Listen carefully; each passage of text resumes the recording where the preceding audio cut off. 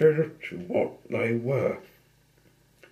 Whatever those magic words were, they worked, and before you can say sneeze, both the wizard and Mr. Sneeze were transported to Shivertown, which, remember, is the capital of Coalland. As usual, it was snowing. Say, this is a cold and gloomy place. You've told me the truth about it, said the wizard. True, replied Mr. Sneeze, and started sneezing again. True. Coalland certainly needs some sunshine, said the wizard. It's going to take some rather special magic. Please hurry up, said Mr. Sneeze, who was rapidly turning into a snowman. No, said the wizard, ignoring him. I'm going to say some magic words, and I want you to sneeze 3 times immediately afterwards. Wise old wizard then held up his magic wand and muttered some more magic words, which again wouldn't be magic if it told you what they were. Achoo, achoo, achoo, sneezed Mr. Sneeze.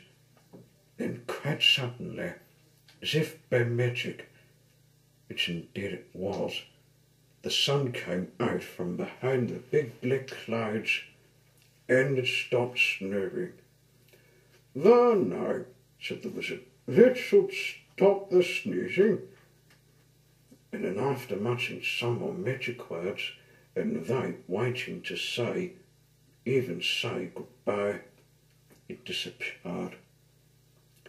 Mr. Sneeze just stood there in the sunshine, watching the snow begin to melt. After that, the sun shone every day, and today Coalland isn't anything like it used to be. And you can't see red-nosed dogs chasing red-nosed cats chasing red-nosed mice anymore. In those days, the sound of the sneeze is a very uncommon sound indeed. And even Mr. Sneeze doesn't sneeze anymore. And that isn't the only thing different about Mr. Sneeze, he discovered himself. He looked in the mirror. One very fine morning.